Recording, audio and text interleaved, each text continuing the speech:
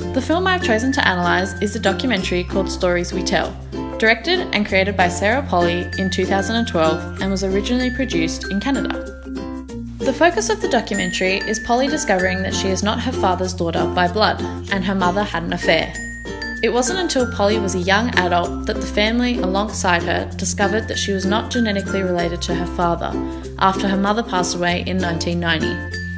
The film centres on interviews of both her fathers, siblings, other family members, friends, and herself, slowly revealing the truth of her heritage. The main themes include family relationships, hiding the truth, and how it is very difficult to recover the truth through subjective stories.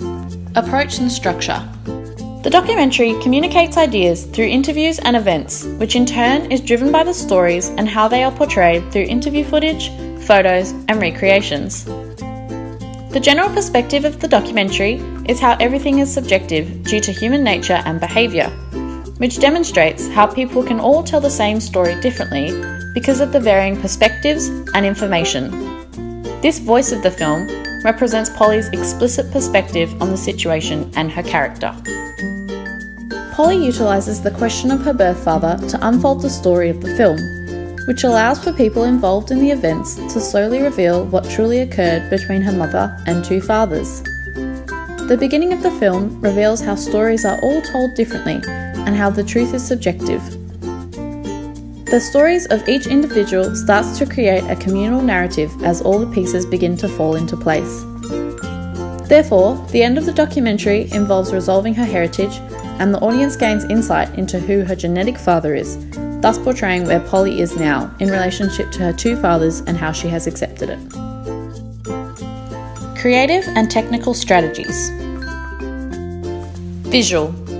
Polly has staged the interviews at the individual's home, or what the audience is at least led to believe, with only the half of the room that the interviewee is placed ever being shown, including background, belongings, and the chair, portraying a more personal technique to represent the individuals and their personalities without orally stating it. This is classified as the point of view held by Polly and demonstrates what is seen and how it is seen, resulting in Polly deciding what perspective the audience will have on each individual.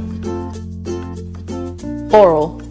The interviews are portrayed through mainly quick cuts between each individual to demonstrate to audiences how the same story can be vastly different depending on whom you talk to. The production creates a certain confronting impact after the realisation of how someone you love can lie to you about such an important aspect in your life. Documentaries are known to hold this characteristic as they represent reality and events that actually occurred, but Polly has also presented this reality in a comedic light, as the interviews are often laced with jokes and amusing stories to ensure that the film is enjoyable and can easily be digested by audiences.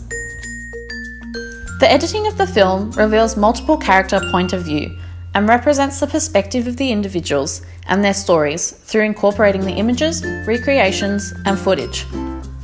The design is also similar in this sense as it is made to compare differences, which is a common theme.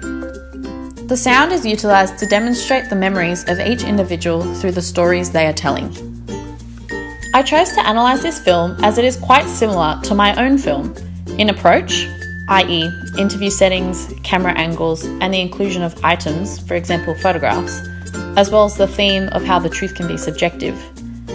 And it was one of my inspirations for the idea of first impressions.